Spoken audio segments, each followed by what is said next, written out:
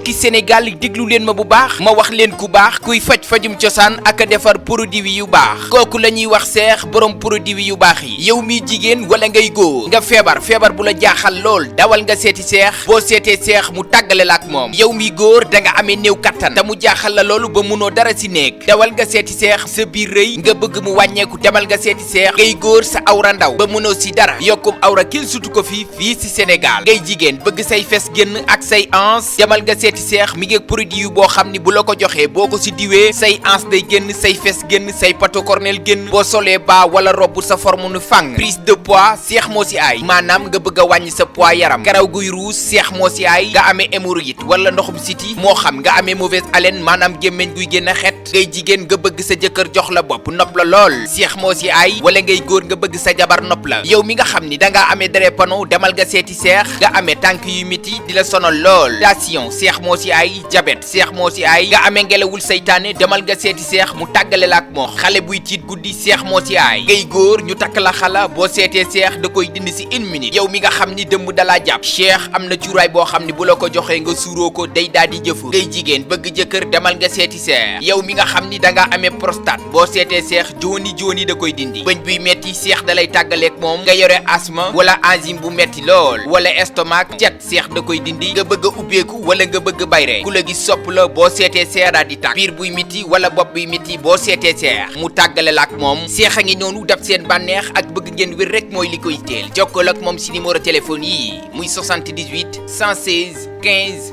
48 wala 78 475 06 06 wala 70 592 93 94 seex a ngi noonu képp ku si jokkoo ak moom moo xam nga bëgg ku la jaay produit bi wala nga bëgg a fajum cosaan boo seetee seex mu tàggala la ak lépp luy sa jàngoro seex a ngi noonu dab yi tey askan wi rek mooy li koy. xabaar yi la ñu leen di baaxee tey si alxamis gi yem ak fukki fan ak ñeent ci weer wi ma di leen dalal jàmm bokk na ci lu ci gën a fës ndogal la yoon jël ci coow lu dox diggante Bouba Ndour ak Bril lalu ci wëyam nga ñu dugal rek seen benn série te tàgguwuñu ko Bougane Gueye Dany àdduna ci tuuma ya ñuy teg ci ndoddam di ko dut baaxam ne dafa am lu mu sekk ak Adji Raby Sarr may tuumaal njiital kuréelu Pastef gi Ousmane Sonko daañu leen dikkal ci Mohamed Abdallah Gueye mawutu Amadou Gueye Diouf ci direction wu l'hôpital Amadou Sakhir Mbaye bu Louga ak la waral ñu dàkkoon ko atum 2017 confrontation nga war a dox diggante Adji Raby Sarr ak Ndeye Khady Ndiaye niki tey la ñu ko dëgmaloon ci 10 heures daañu leen faram-fàcceel la ñu ca njëkk am ci xibaar tàggat yaram moo di ca toftandi ni ñu koy defee saa su ne rek mbokk yi ngeen taxiru las lëf bàkk ba jip ma daal di leen koy yaatalal.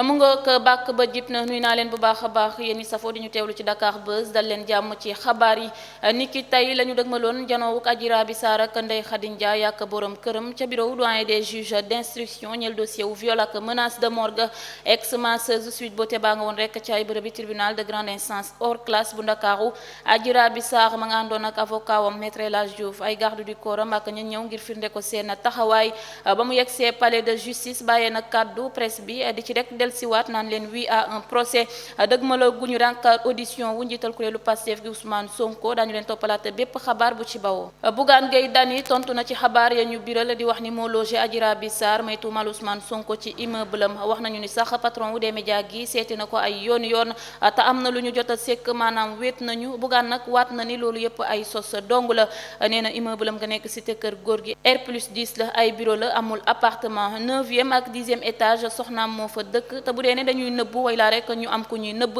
foofee du baax ndax lu ëpp juróomi téeméeri nit dañu fay ñëw bés bu yàlla sàkk Bougane waat na ni xamul Adji Raby Sarr te xamul ku ko jege ba tax na rek xamul la tax ñu tudd ko ci dossier ba di ko ci sosal lu bees judd na ci mbirum koppar ga dox diggante Cheikh Amar ak Samuel Sarr di leen leeralal ni rek ancien ministre de l'énergie gi newul sous contrôle judiciaire Les Échos ma joxe woon xibaar wi altine gi weesu xamle waat na ni rek inculpé nañu ko waaye daal am na liberté provisoire te saisiruñu passeport am journal bi doon xam leen ni Samuel Sarr escroquerie la ko Cheikh Amar di toppee gannaaw ba mu ko duutee baaxam ni da koo jëlal ñaari milliards ndax nee na moo ko waxoon ni Abdoulaye Wade dafa am jafe-jafey koppar ngir mu wutal ko ndimbal ci homme d'affaires bi Amar génnee na xaalis ba jox Samuel Sarr waaye daal eggul ci Abdoulaye Wade ay avocat am nag moom Samuel Sarr dëggal nañu ni seen client jot na kopparu ñaari milliards yu bawoo ci Cheikh Amar war a jëm ci maître Abdoulaye Wade waaye nee nañu du woon ngir ndimbal te delloo nañu ko koppar ga ay avocat wu ancien ministre de l'énergie gi di xamle waale ni rek xabaar yooyee dugal nañ ko ci procès verbalu l'enquête bu section de recherche bu gendarmerie ma ñu dénkoon mbir mi gannaaw plainte ga Samuel Sarr teg ci ndoddi Cheikh Amar ñeel diffamation l'enquêteur ya la ñu tënk moo di ne rek ñaari milliards yooyee Cheikh Amar jébbal leen ci boru rek juróom-ñaari milliards yu mu abon maître Abdoulaye Wade la gendarme yi di ci dolli naan Samuel Sarr ancien chef de l'état bi moo ko santoon rek mu jëli ko par googule te la mu jot yépp jébbal na ko juróom-ñetti agent de santé wu l'hôpital Amadou Sakhir Mbaye ya ñu doon dut baaxam ci mbir Astou Sokhna ñi ngi jaabante démb ba tey ci kanami l'enquêteur yu commissariat urbain wu Louga lu ni mel gannaaw plainte ga soxnaay ndaw si teg ci seen ndodd ñeent rek non assistance médicale ci soxnaam sa génnaat dina ci anam wu doy wax ci maternité wu l'hôpital googule seen naataango ya nag dajaloon nañu ca bërëb yu police wu Louga ngir ñaxtu tey firnde seen taxawaay ñañu téye di laaj rek ñu yeewi leen mbir ma nag jeexagul ndax parquet wu Louga dafa taxaw temm ngir teg ay daan ña waxal lu ni mel directeur u l'hôpital Amadou Sakhir Mbaye docteur Amadou Gueye Diouf daldi nañu koy dàkk la ko waral lalu ci génnu àddina Astou Sokhna daldi nañu itam suspendre ay membres personnel bu l'hôpital ga te yoon a ngi topp sage femme ba ne woon service bés bi yëf yi di am biral nañu ni rik te danañu teg loxo yeneen i nit ci waxtu yi ñu jëm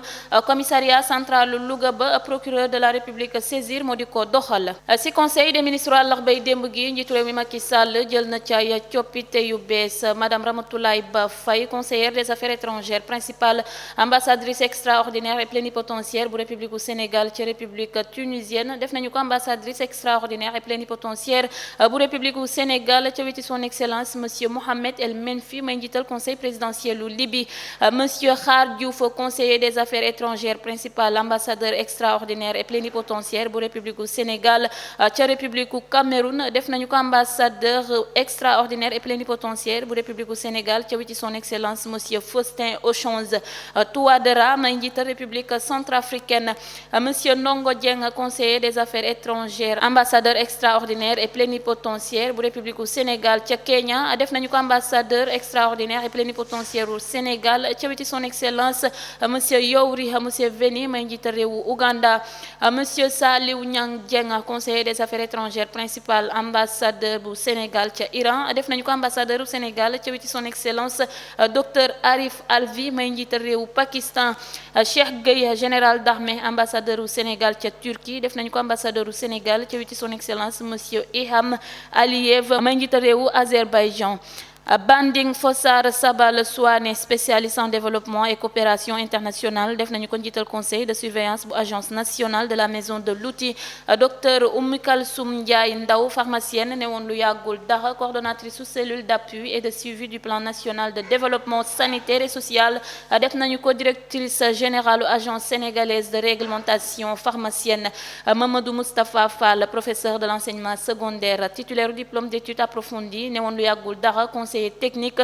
ca ministère de la santé et de l'action sociale def nañu ko directeur de l'action médico-sociale mu di fa wutu Abdoulaye Fofana Dia ma dem retraite Mohamed Abdallah Gueye administrateur hospitalier def nañu ko directeur u l'hôpital Amadou Sakhir Mbaye bu Louga mu di fa wutu Amadou Gueye Diouf ci jamono yi lee ñu yàddu ci génnu àddina Astou Sokhna lu bees juddu na ci dossier wu bébé yàlla kon ca pédiatrie wu l'hôpital Magatte Lô bu Linguère bu nu sukkandikoo ci l'observateur mi ñu baaxee xibaar wi juge d'instruction wu ñaareeli cabinet ba ca tribunal de grande instance Louga yoroon dossier bi ba ubbi woon sib information judiciaire mujj na tënk procédure ga magistrat bi dafa biral lupp non-lieu partiel ñeel x ma ñu identifié wul délit de blessure involontaire ga ñu biraloon requalifié nañu ko rek en homicide involontaire ñett ñañu tegoon loxo doon leen toppee homicide involontaire mu di directeur u l'hôpital ga docteur Abdou Sarr Fatou Sy ak Khady Seck ñaar fukki fan ak juróom ci weeru mai la ñu leen di atte ca tribunal de grande instance Louga commissariat wu Grand Yoff defeere na parquet ba waa jile sant ba di ab dawalkatu charrette ñu di ko toppee vol avec effraction commis la nuit en réunion avec usage d'un moyen de transport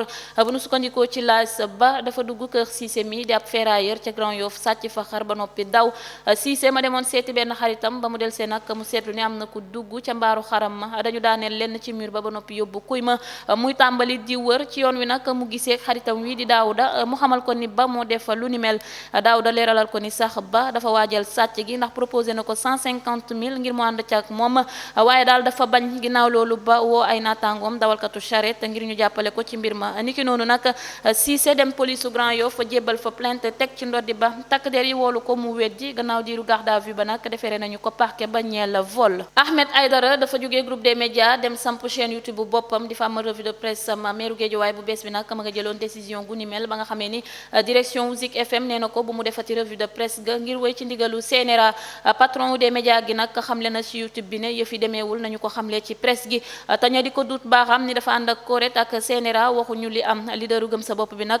nee na àndul ci ndogalu CNRA gi dañu xaar ba xam ne Ahmed Aïdara amatul jotu def revue de presse ñu dox di ko tere dara soppeekuwul ci diggante bi bu weesoo la mu doon maire léegi Bougane di ci technique 437 pères de famille ñoo fa nekk saay suñu tëjee télé bi way la rajo bi day wax administration bi mu yóbbu leen chômage technique suñu bàyyi woon Ahmed Aïdara muy def revue de presse gi nag danañu doon ñëwaat tëj télé beek rajo bi seppi Ahmed Aïdara ba yoon di àddu ci mbir mi moo ko gënal sooxel 437 personnes yooyu di ay soutien de famille teg na ci ne rek li ñu wax yépp ci mbir mi dara du ca dëgg manipulation dong la kawteef moo am ca gox bu ñu naan Bonji fii te ca diwaanu Kanel l'observateur mi ñu jox xabaar wi dañu xam ne rek soxna si sant Fall te fasaluñu turam ay atam toll ci juróom fukk ak ñaar moo fa xaru mi ngi bàyyi ci ginnaawam nag juróom benni bant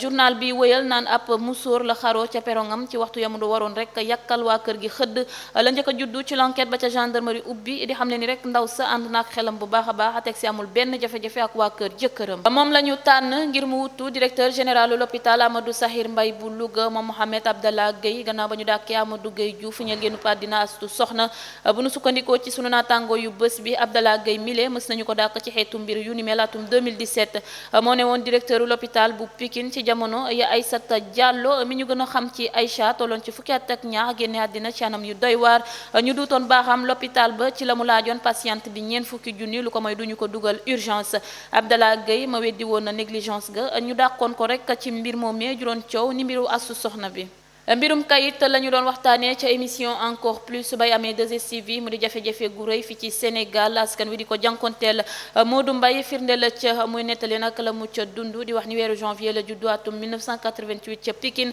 ñu déclaré ko mairie Pikine ba mu waree am carte d'identité ñu wutal ko mu war a tukki nag ci football mu dem di wuti passeport déposé ñu rejeté ko ni ko rek da ngay dellu ci mairie ba ñu la déclaré ndax kayit ba nga fi andi ngir am passeport dafa am keneen ku tudd Mamadou Saliou Diallo ku ci am kayit ba noppi mu laaj naka la loolee mënee nekk ñu ne ko daal dañ ko jaay ku ñu naan Mamadou Saliou Diallo te loolu nag def na lu ëpp fukki at mënatul am benn kayit mënul dem fenn Modou Mbaye nag nationalité am la ñu jaayee 7000 francs suspension wu agent de garde ya ñu doon tudd ci génnu àddina astu soxna licenciement ñeel négligence ayant entraîné mort d'homme moo di ca toftandi nañu ko digalee directeur bu bees ba ministre de la santé et de l'action sociale moo joxe xibaar wi ci janoom baak taskatu xabaar yi tey ci alxamis gi ca bërëb bi ministère ga Abdoulaye Diouf Sarr ba muy delsi si ndogal ya ñu jël fàttali na daakub directeur ba ñu biral ca conseil des ministres àllax bay démb gi fukki fan ak ñett ci weer wi tribunal correctionnel u Ndakaaru teg na daan directeur des programmes Télé Futurs Médias teg na ci ndoddam ñett ci weeru kaso yu mu dul tëdd ba noppi fay amandu 1 million ci sunu koppar ci ay intérêt civil Bouba Ndour ak TFM danañu booloo fay fukki million auteur compositeur gi di Djibril Mbaye Fall mi ñu gën a xam ci Bril moom mi le nag dafa duutoon baaxam Bouba ak Birane Ndour ni dañoo jël benn woyam dugal ko ci seen série Taïfin bay amee TFM te joxu leen a ndigal niki noonu nag mu laajoon leen téeméeri million groupe Futurs Médias ak sponsor ya di Nestlé Sénégal ak Pack Food Bouba Ndour waxoon fi ne rek monteur ba moo ko xamaloon lu ni mel mu dem ci directeur de production wu télé ga wax ko ni rek 26 secondes la ca soxla niki noonu Pathé Dia woo Biril ci kanamam